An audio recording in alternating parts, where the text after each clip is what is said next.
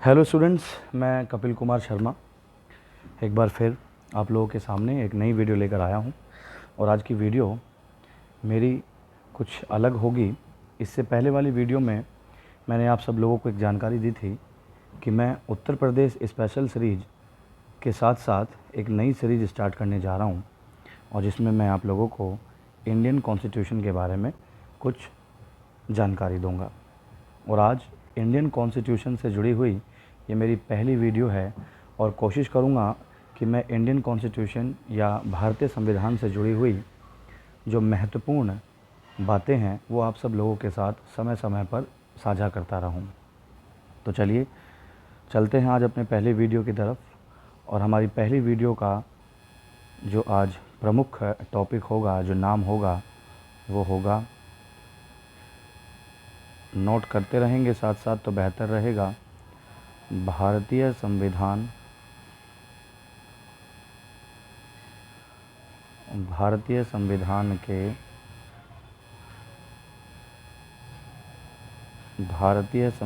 के प्रमुख स्रोत। हम लोग मेन सोर्सेज की बात करेंगे कि भारत का संविधान किन किन देशों के संविधानों को पढ़कर या वहाँ से महत्वपूर्ण बातों को भारतीय संविधान में जोड़ा गया है। भारतीय संविधान से जुड़ी हुई और उनके प्रमुख स्रोत से जुड़ी हुई कुछ महत्वपूर्ण बातों को आज हम अपनी वीडियो में आप लोगों के साथ साझा करेंगे। भारतीय संविधान के प्रमुख स्रोत में जो पहला पॉइंट होगा आज हमारा, वो होगा संसदीय प्रणाली। आप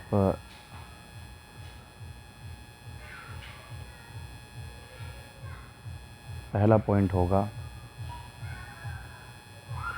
संसदीय प्रणाली। संसदीय प्रणाली के बारे में कुछ महत्वपूर्ण बात जो भारतीय संविधान के प्रमुख स्रोत से जुड़ी हुई है कि भारत के संविधान में जो संसदीय प्रणाली है वो किस देश से ली गई है, तो उसका आंसर होगा यूके, ब्रिटेन।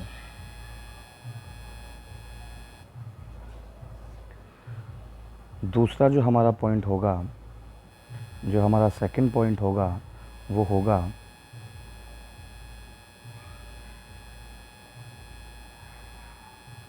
संसद व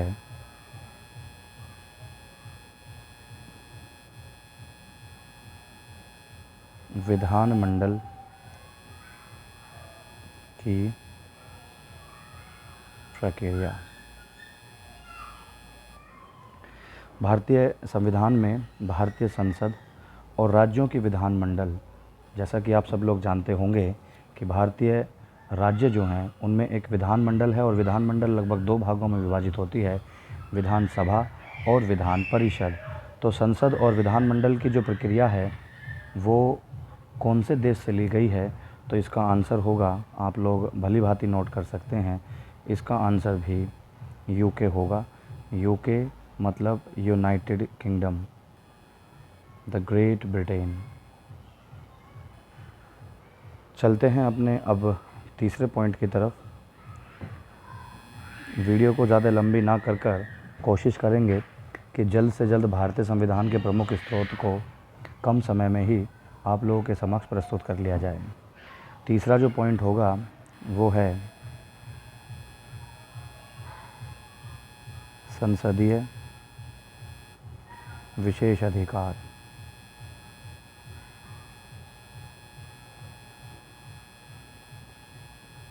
संसदीय विशेष अधिकार। संसदीय विशेष अधिकार किस देश से लिए गए हैं, तो इसका जो आंसर है वो भी यूनाइटेड किंगडम है, जिसे हम लोग द ग्रेट ब्रिटेन भी कहते हैं। संसद के जो विशेष अधिकार हैं वो यूके के संविधान से लिए गए हैं। हम अपने अगले टॉपिक की तरफ, अगले पॉइंट की तरफ चलते हैं, और अगला पॉइंट है कि भारतीय संविधान में लिखित जो मौलिक अधिकार हैं, जिन्हें हम इंग्लिश में फंडामेंटल राइट्स बोलते हैं, मौलिक अधिकार, वो किस देश के संविधान से लिए गए हैं। तो इसका जो आंसर होगा, भारतीय संविधान में वर्णित मौलिक अधिकार कहाँ से लिए गए हैं, और इसका आंसर होगा USA, United state of America. America के संविधान से मौलिक अधिकारों को लिया गया है। जैसा कि आप सब लोग जानते होंगे कि भारतीय संविधान विश्व का सबसे बड़ा और लिखित संविधान है, और इसमें अलग अलग अधिकारों को वर्णित किया गया है, जिसमें मौलिक अधिकार कहाँ से लिए गए हैं, USA से लिए गए हैं। अगला जो हमारा पॉइंट है वो है, ये सारे पॉइंट बहुत ही महत्वपूर्ण साबित होंगे आप लोगों के लिए, इसलिए बहुत ही बेसिक जानकारी आप लोगों के सामने प्रस्तुत कर रहा हूँ। सर्वोच्च न्यायालय का गठन और सर्वोच्च न्यायालय की शक्तियाँ, सर्वोच्च न्यायालय का गठन और उसकी शक्तियों से संबंधित जो नियम कानून हैं वो कहाँ से लिए गए हैं, तो इसका आंसर भी USA होगा। मतलब सर्वोच्च न्यायालय का गठन और उसकी शक्तियों से संबंधित सभी प्रकार के प्रावधान कहाँ से लिए गए हैं, USA से लिए गए हैं। बढ़ते हैं अब अपने अगले टॉपिक की तरफ। अगला जो पॉइंट है 6 नंबर का, हमारे देश में एक पद उपराष्ट्रपति के लिए भी नियुक्त है।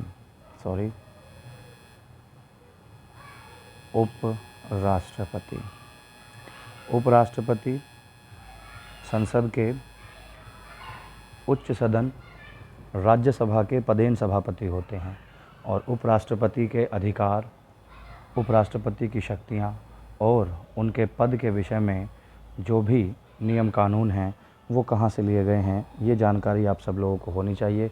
तो USA, इसका आंसर भी क्या होगा, USA। उपराष्ट्रपति का पद कहाँ से लिया गया है, USA से लिया गया है। चलते हैं अब अपने अगले पॉइंट की तरफ। अगला पॉइंट है पॉइंट नंबर 7, और पॉइंट नंबर 7 में एक महत्वपूर्ण टॉपिक वो है न्यायिक पुनरावलोकन।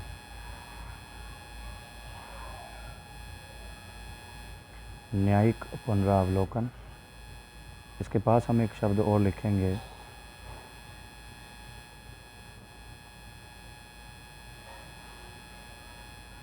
विधि द्वारा स्थापित। तो न्यायिक पुनरावलोकन से संबंधित जो नियम कानून हैं वो कौन से देश से लिए गए हैं, और इसका आंसर भी USA होगा, यूनाइटेड स्टेट ऑफ अमेरिका।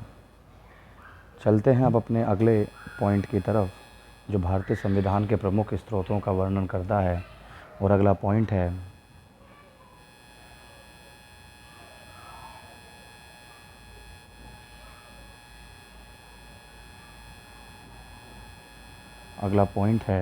विधि के समक्ष समान संरक्षण। विधि मतलब कानून, विधि या कानून के समक्ष समान संरक्षण जो हमारा एक मौलिक अधिकार है, और यह अधिकार कहाँ से लिया गया है।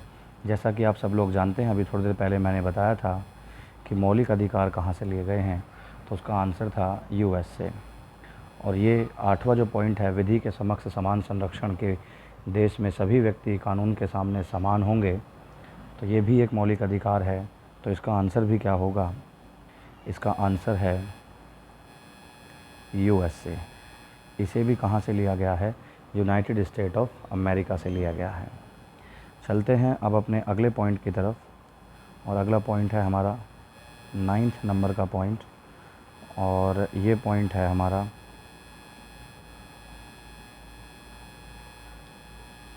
संघात्मक व्यवस्था। संघात्मक व्यवस्था, जैसा कि आप सब लोग जानते हैं कि हमारे भारत देश के लिए संविधान में यूनियन शब्द का प्रयोग किया गया है, अर्थात संघ का प्रयोग किया गया है, जिसका अर्थ होता है कि भारत का कोई भी स्टेट भारत से कभी अलग नहीं हो सकता। संघात्मक व्यवस्था के विषय में यदि हम बात करें कि यह व्यवस्था कौन से देश से ली गई है, तो इसका आंसर होगा कनाडा। और 1935 का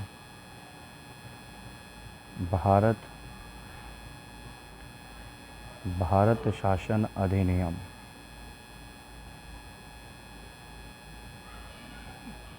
भारत शासन अधिनियम संघात्मक व्यवस्था कौन से देश से ली गई है, तो आंसर होगा कनाडा। चलते हैं अब अपने अगले पॉइंट की तरफ। पॉइंट नंबर होगा 10। और अगला जो पॉइंट है कि प्रत्येक राज्य में एक राज्यपाल नियुक्त किया जाएगा और इस राज्यपाल को भारत के महामहिम राष्ट्रपति जी नियुक्त करते हैं। तो ये जो राज्यपाल का पद है, ये किस देश के संविधान से लिया गया है, तो इसका आंसर होगा राज्यपाल का पद कनाडा से लिया गया है। अगला जो पॉइंट होगा पॉइंट नंबर 11। पॉइंट नंबर 11 है भारतीय संविधान में राज्य के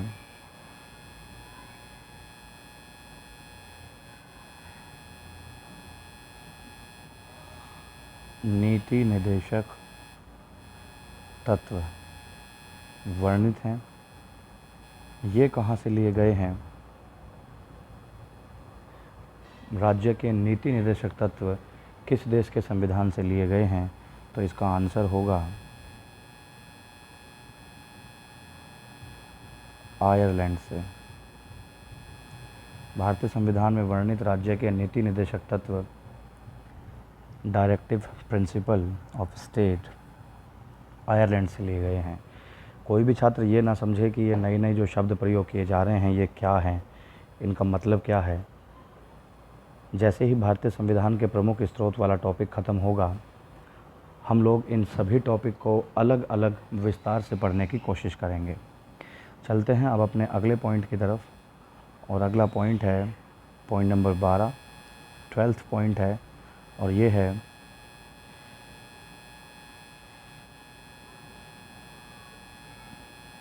राज्यसभा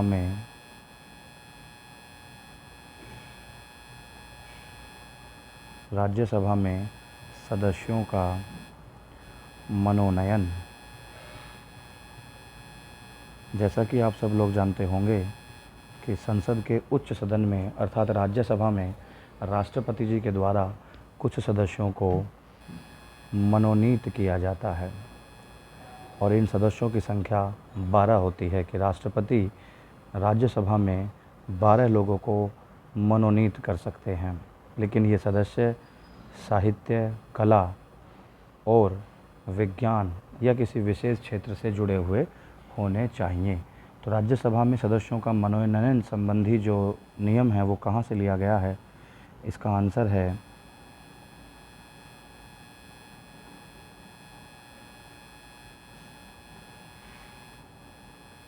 आंसर है आयरलैंड। चलते हैं अब अपने अगले पॉइंट की तरफ। और अगला पॉइंट होगा हमारा पॉइंट नंबर 13, 13वां पॉइंट होगा।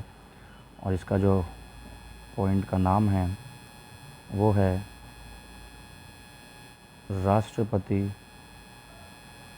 का निर्वाचन। निर्वाचन मतलब चुनाव, कि भारत में राष्ट्रपति पद के लिए निर्वाचन या चुनाव किस तरह से होंगे। ये जो नियम कानून है ये कौन से देश से लिया गया है? तो इसका आंसर है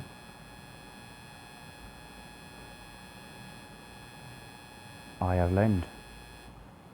राष्ट्रपति जी के निर्वाचन संबंधी की अर्थात संसद के दोनों सदन, निम्न सदन और उच्च सदन के सदस्य और सभी राज्यों की विधानसभाओं के सदस्य राष्ट्रपति को वोट करेंगे। चुनाव होगा कैसे, उनका अनुपात कैसे निकाला जाएगा, ये सब जानकारी आयरलैंड के संविधान से ली गई है। चलते हैं अब अपने अगले पॉइंट की तरफ, पॉइंट नंबर 14। आपात उपबंध, इमरजेंसी से संबंधित महत्वपूर्ण बातें। आपात उपबंध ये कहाँ से लिया गया है? तो इसका जो आंसर है वो है जर्मनी व 1935 का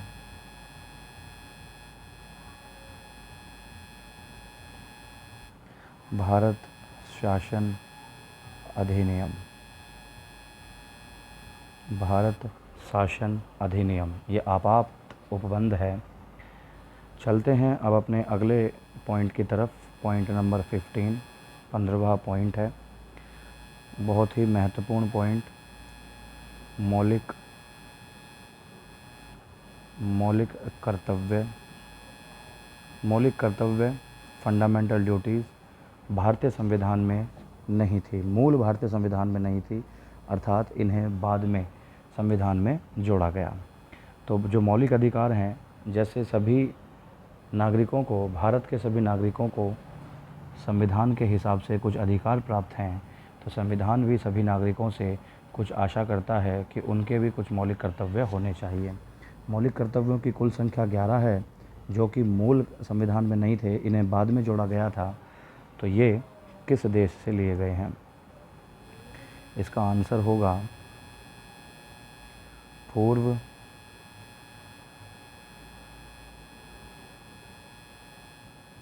सोवियत संघ। पूर्व सोवियत संघ से मौलिक कर्तव्यों को लिया गया है। चलते हैं अब अपने अगले पॉइंट की तरफ, और पॉइंट नंबर है 16। पॉइंट नंबर है 16, गणतंत्र।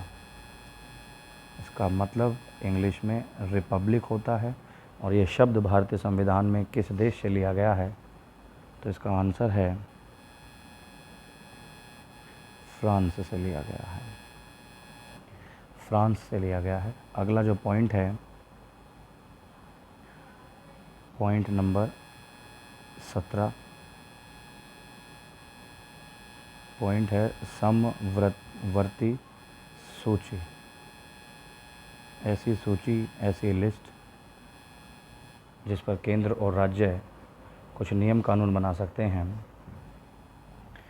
ये नियम कहाँ से लिया गया है और भारतीय संविधान में इसे कहाँ से जोड़ा गया है? तो इसका आंसर होगा ऑस्ट्रेलिया से। कहाँ से लिया गया है? ऑस्ट्रेलिया से लिया गया है। अगले पॉइंट की तरफ बढ़ते हैं, और अगला पॉइंट है हमारा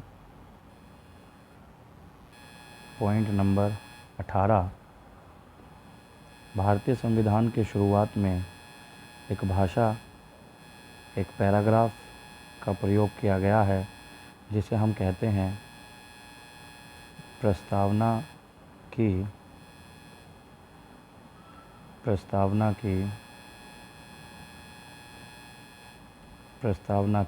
भाषा। प्रस्तावना की भाषा ये किस देश से ली गई है? तो इसका आंसर होगा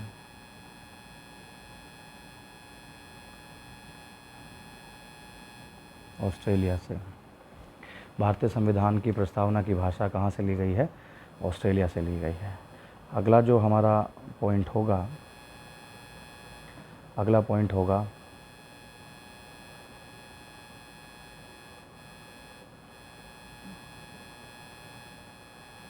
संविधान संशोधन। संविधान के किसी भी आर्टिकल, किसी भी अनुच्छेद में यदि संशोधन करना है, तो उसकी जिम्मेदारी भारतीय संसद की होती है। संसद के लोकसभा और राज्यसभा में प्रस्ताव पारित करके राष्ट्रपति जी उस संशोधन को पास करते हैं। तो भारतीय संविधान में संशोधन करने की जो प्रक्रिया है वो कहाँ से ली गई है, किस किस तरह से संविधान में संशोधन किया जाता है? तो इसका आंसर होगा दक्षिण अफ्रीका। दक्षिण अफ्रीका से संविधान में संशोधन करने के नियम कानून भारतीय संविधान में जोड़े गए हैं। अगला जो पॉइंट है और अंतिम पॉइंट होगा, पॉइंट है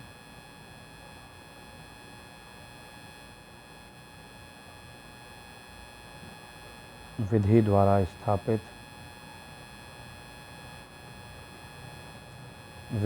स्थापित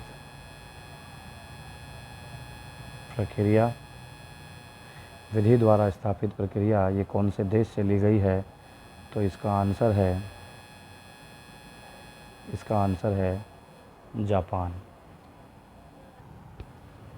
इस वीडियो के अंत में मैं आप सब लोगों से एक प्रश्न करना चाहूँगा जिसका आंसर आप कमेंट करके मुझे बता सकते हैं।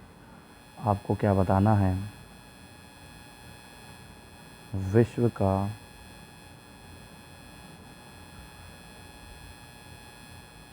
विश्व का सबसे छोटा संविधान, विश्व का सबसे छोटा संविधान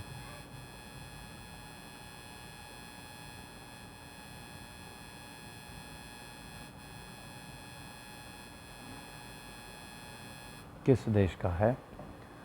तो इसका आंसर आप मुझे कमेंट सेक्शन में बताएंगे।